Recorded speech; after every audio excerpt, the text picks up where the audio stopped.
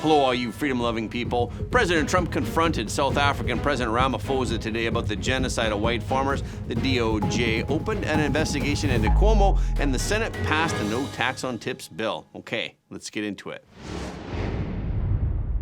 Today, President Trump and South African President Cyril Ramaphosa clashed during a meeting at the White House. The meeting started with the opening remarks from each president. President Trump said in his opening that President Ramaphosa is a truly respected man in many, many circles, and in some circles, he's considered a little controversial.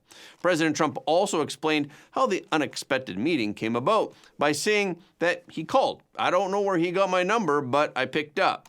But then the confrontation came when President Trump showed some videos and some printed news articles from various media outlets about the Afrikaner genocide. But Ramaphosa had just denied that any such genocide was taking place in South Africa. We have thousands of stories talking about it, sure. And we have documentaries, we have news stories, and is Natalie here, somebody here to turn that? I could show you a couple of things, and it has to be responded to. Yeah, sure. Let me see the articles, please, if you would, and turn the lights down, and just put this on. It's right behind you, Johan. There's nothing this parliament can do. With or without you, people are going to occupy land. We require no permission from you, from the president, from no one. We don't care. We can do whatever you want to do. And after playing an almost 5-minute long video, President Trump went through the printed news articles one by one. What would you like President Ramaphosa to do about the situation that we've just seen on the screen? I don't know. Look, these are articles over the last few days. Death of people. Death. Horrible death. Death. I don't know. To pick anyone. White South Africans are fleeing because of the violence and racist laws. And this is all. I mean, I'll give these to you. No, so when you say, what would I like to do? I don't know what to do. Look at this. White South African couple say that they were attacked violently. President Trump, when will you go and see for yourself if it is? Well, I can do that. Look, here's burial sites all over the place. These are all white farmers that are being buried. And he asks about a jet that was given. You ought to be ashamed of yourself. You know, you are so bad. You're such a bad reporter.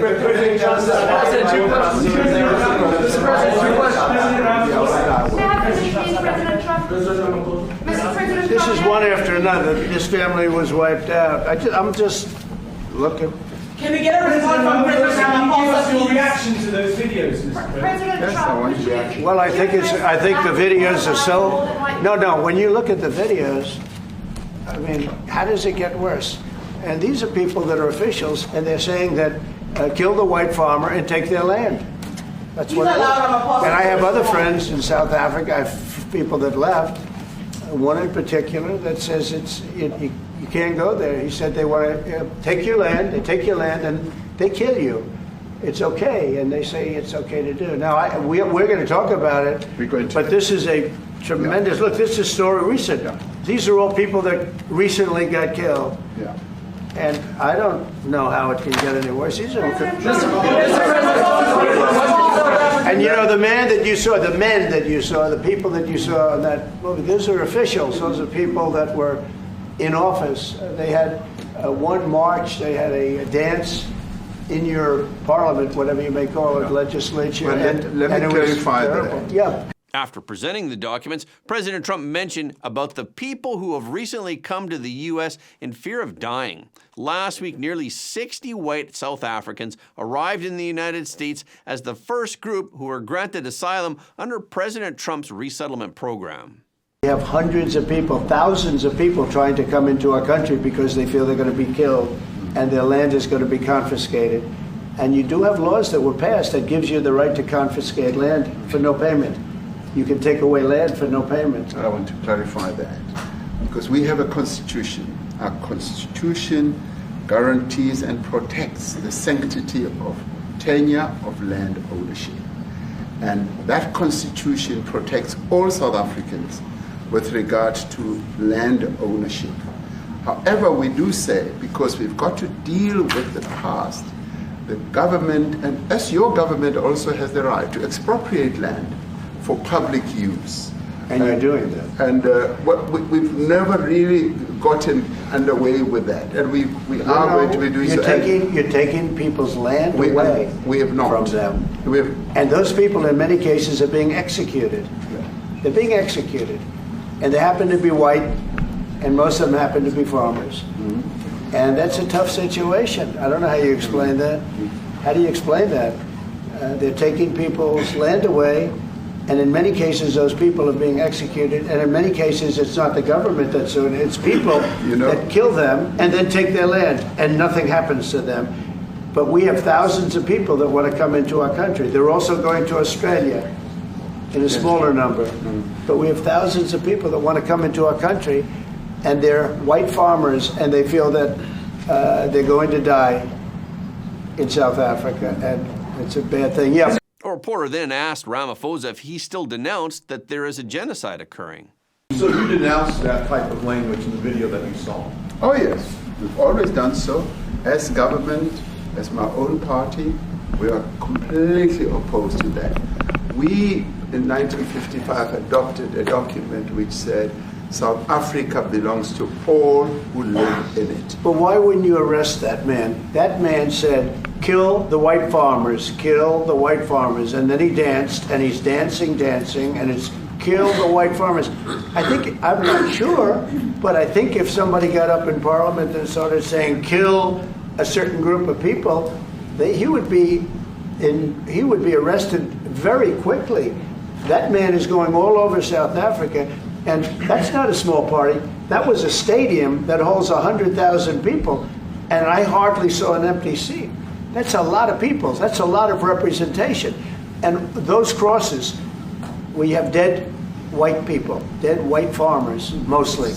And you take a look at Australia, they're being inundated, and we're being inundated with people that want to get out. And their farm is valueless. It's valueless. And they just want to get out with their life. And this is a very serious situation. President Trump stressed that the genocide has to be resolved, otherwise it would be the end of South Africa. Actually, shortly after taking office, President Trump suspended all U.S. foreign assistance to South Africa. In February, President Trump signed an executive order, and he cited concerns over actions fueling disproportionate violence against racially disfavored landowners, as well as aggressive positions toward the United States and its allies. This included accusing Israel, not Hamas, of genocide in the International Court of Justice and reinvigorating its relations with Iran to develop commercial, military, and nuclear arrangements. This year, South Africa is hosting the Group of 20 Summit, which is scheduled to take place in November, but the United States has declined to participate in the summit. Back in February, Secretary of State Marco Rubio officially announced that he won't attend the upcoming G20. So it's still unclear whether the United States will attend the meeting. So without the United States, the G20, just like the G7, used to be the G8, but brilliantly they threw Russia out. It would have been a lot better if Russia was in. You know, a lot of people would say, oh, that's not it. Because if Russia was in, you probably wouldn't have this war. And if you had a different president, you wouldn't have the war either. But we have a G7. It's important that the United States is at both of them. I think without the United States, it's I really believe it's not very important. It's not the same meaning. As I said to President Trump, the U.S. really originated the G20. And it's important that the United States continues to play a key role in the G20. And we are privileged to be the president of the G20, but we are even overjoyed that we are going to hand over to the United States, who are the originators. And for that reason, I expect the United States to continue playing the leadership role in the G20 together with other countries.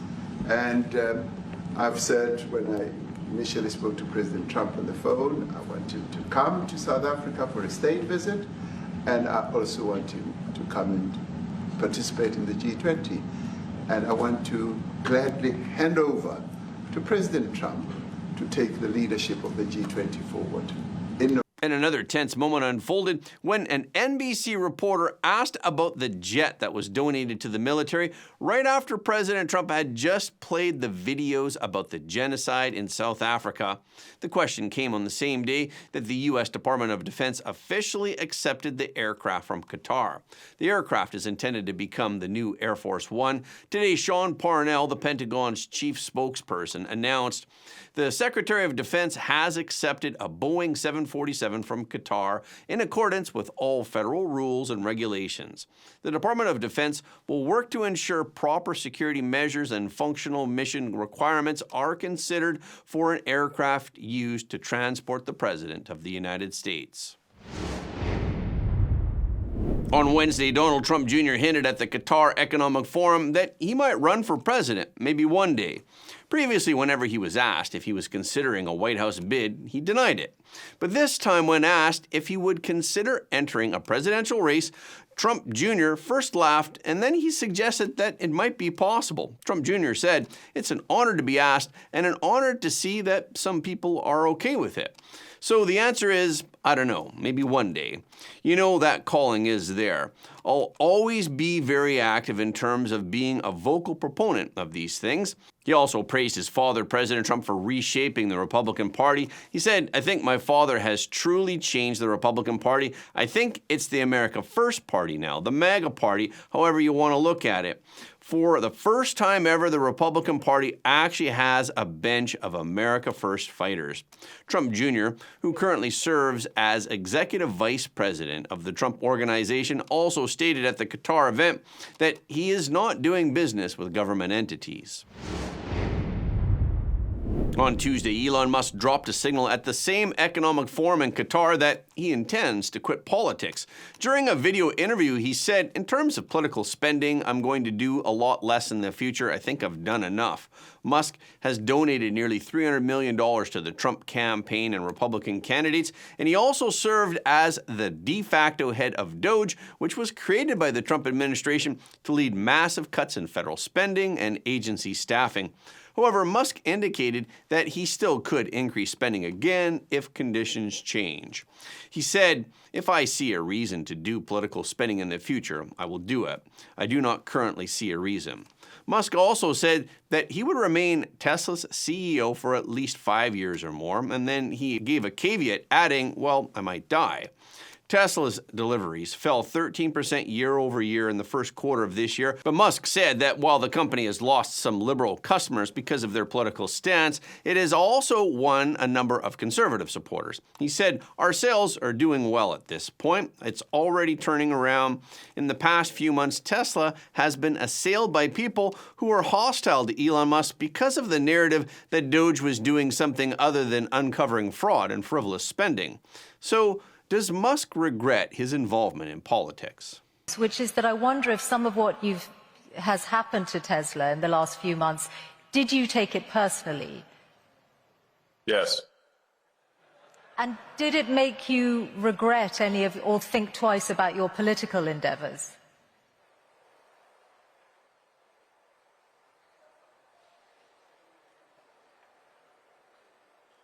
Because it is. I did what needed to be done. The violent antibody reaction, and I'm not someone who's ever committed violence, and yet massive violence was committed against my companies. Massive violence was threatened against me. Who are these people? Why would they do that? How wrong can they be? They're on the wrong side of history, and that's an evil thing to do. To go and damage some poor innocent person's car, to threaten to kill me? What's wrong with these people? I've not harmed anyone. So, something needs to be done about them. And a number of them are going to prison, and they deserve it. And more will. Musk also confirmed on Tuesday that Tesla will put its first robo-taxis on the street of Austin, Texas by the end of June. In an interview with CNBC at Tesla's headquarters in Austin, he said that Tesla's goal is to arrange for robo-taxis to debut in Austin before expanding the driverless taxi service to California's two largest cities, Los Angeles and San Francisco. Musk said that Tesla's robo-taxi service will start with 10 vehicles in Austin. If the launch goes well with no incidents, the service will quickly expand to thousands of vehicles. Musk said it's prudent for us to start with a small number, confirm that things are going well, and then scale it up. Tesla's robo-taxis will initially use Model Y cars with an upcoming FSD, full self-driving version called FSD Unsupervised. First, Tesla will impose a geofence restriction on Austin's robo-rental cars, which means that they can only be driven in certain areas. But Musk promised that there would be no human safety drivers in the cars and that Tesla employees would monitor the fleet remotely. Musk said, "We'll be watching what the cars are doing very carefully, and as confidence grows, less of that will be needed." Yesterday, we mentioned that President Trump declared the push forward with the Golden Dome Missile Defense Initiative. President Trump said that the plan that the Department of Defense has selected should cost about $175 billion to complete, and he indicated that it will be fully operational by January 2029 before the end of his term in office. So, how was the cost planned? So far, $25 billion has been included in President Trump's Tax Reform and Spending Cuts Act as the first budget to get the project off the ground. However, the bill has yet to be passed by Congress. According to an estimate by the Congressional Budget Office, the total cost of the Golden Dome program, if it covers space intercept technology, could be $542 billion over 20 years, which far exceeds the current estimates. But President Trump is confident that the program will be funded in Congress. He said, "We've already spoken to everybody that we have to speak to. Everybody is in line." Potential contractors include SpaceX, Palantir, Anduril, Lockheed Martin, and Raytheon Technologies. They have been named as possible participants in the construction of the system's core components. However, the U.S. military has yet to sign a formal agreement with any specific company. This is considered to be the most ambitious U.S. anti-missile system since the Cold War. The program is designed to defend against next-generation air threats from the CCP and Russia. The U.S. Senate unexpectedly and unanimously passed the Tipping Tax Exemption Act on Tuesday afternoon. The bill seeks to eliminate federal tax on tips. Remarkably, there was no opposition to the bill and all senators voted unanimously in favor of it. The measure was introduced by Senator Ted Cruz, and it was sponsored by a bipartisan group of senators, including two of Nevada's Democratic senators, Jackie Rosen and Catherine Cortez Masto. This measure creates a new tax reduction of up to $25,000 for tips that are earned by employees in occupations where tips are customarily received, whether received in cash, by credit or debit card, or by check. Jackie Rosen noted that the bill is not a panacea for all problems, but it will provide timely financial relief for workers in the food and beverage service industries. She said that the Senate will remain committed to lowering the cost of living and finding more support for American families. Rosen also said, "No tax on tips was one of President Trump's key promises to the American people, which he unveiled in my state of Nevada. And I'm not afraid to embrace a good idea wherever it comes from." Ted Cruz said in the Senate that the idea for the legislation came from President Trump's campaign speech in Nevada last year when he promised to push for the elimination of the tip tax. Cruz called the move political genius, and he acknowledged the support of Democratic lawmakers. At best, the critics say eliminating taxes on tips would be a marginal victory for hourly workers. Some have also warned that the change could incentivize employers to reclassify wages as tips for tax-saving purposes. The bill that senators passed on Wednesday now goes to the House, where it should pass with flying colors. Cruz said on the floor, whether it passes freestanding or as part of the bigger bill, one way or another, no tax on tips is going to become law and give real relief to hardworking Americans. On Tuesday, news broke that the Justice Department has opened an investigation into former New York Governor Andrew Cuomo, who led the state during the COVID-19 pandemic. Reportedly, Cuomo is under investigation by the D.C. Attorney's Office. The investigation was launched last month when Ed Martin was the acting D.C. attorney. The investigation is allegedly based on a referral from House Oversight Chairman James Comer. Comer has repeatedly asked the Justice Department to investigate inaccurate statements that Cuomo made to a House subcommittee which was investigating his handling of the COVID-19 pandemic. Allegedly, Cuomo in New York implemented programs that ordered sick COVID patients back into nursing homes in the state. And apparently, as a result, thousands of elderly people needlessly died in the state. But then, when the official counts of COVID deaths in the state nursing homes were requested from the DOJ, the numbers were allegedly falsified. The numbers reported were allegedly about 50% less than the real counts. So then, an investigation into Cuomo's actions was conducted, and then Cuomo resigned as governor of the state. So the investigation against Cuomo was dropped by both the Biden administration's DOJ and the Manhattan DA. As a result, last month, Comer sent a resubmitted criminal referral to Attorney General Pam Bondi, and he demanded that the DOJ pursue charges against Cuomo. But Cuomo's spokesperson, Rich Azzopardi, questioned the timing of the investigation, which comes as New York City prepares for its next mayoral election. Azzopardi said, "We have never been informed of any such matter, so why would somebody leak it now? The answer is obvious. This is lawfare and election interference, plain and simple, something that President Trump and his top Department of Justice officials say they are against." Azzopardi also said that Cuomo would be willing to testify in front of Congress again in order to clarify any previous comments. The primary for the election will take place next month, and Cuomo is seeking the Democratic nomination.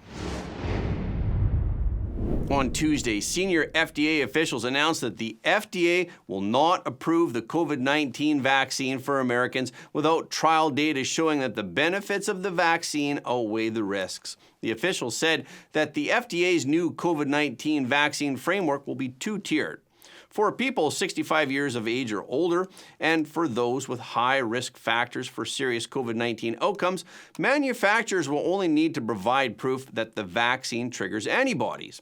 But for others, or those with no risk factors, the FDA will require information from randomized controlled trials demonstrating that the vaccine prevents secondary outcomes such as asymptomatic COVID-19 and death. Dr. Vinay Prasad, the head of the FDA Center for Biologics Evaluation and Research, said the FDA can only approve products if it concludes, based on scientific evidence, the benefit to harm balance is favorable. And we simply need more data to have that confidence for young individuals at low risk of severe disease. Dr. Jane Orient, the executive director of the Association of American Physicians and Surgeons, also said, "At last, FDA is recognizing the need for evidence-based medicine and controlled trials to support the concept of boosters without end." On Tuesday, George Simeon, the leader of the Alliance for the Unity of Romanians, revealed that he will challenge the results of the general election that ended last week. He has asked the Romanian Supreme Court to annul the results of the election. He claimed that foreign interference and coordinated manipulation influenced the outcome of the vote. Simeon lost his runoff election by a margin of over 829,000 votes. However, he has since said he has evidence that France, Moldova, and other actors had meddled in the election.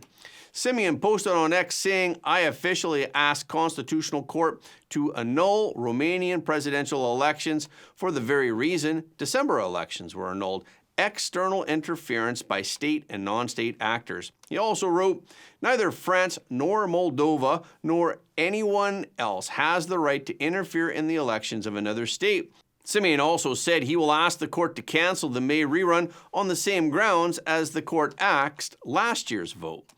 Hours after the voting began last Friday for out-of-state residents, Simeon alleges that neighboring Moldova's government had engaged in election fraud. However, both Moldova and Romanian officials have both denied the allegations. Simeon also told the Associated Press on Sunday that people were being illegally transported to voting stations in Moldova, which allegedly affected 80,000 votes. Simeon also reposted an X post by Telegram founder Pavel Durov on Sunday, which stated that a Western European government asked Pavel Durov to silence conservative voices from Romania ahead of the election rerun on his app Telegram. So Durov posted on X, "I'm ready to come and testify if it helps Romanian democracy." And that's a wrap for this episode. Thank you so much for your support of Front Page. Please remember to leave a comment below the video. This is really helping us to be seen all around the world. The more people who watch Front Page, the more freedom-loving people the world will have. And please hit the like button and hit the notification bell after you subscribe. And please share this video with your friends and family because everybody deserves to know the truth.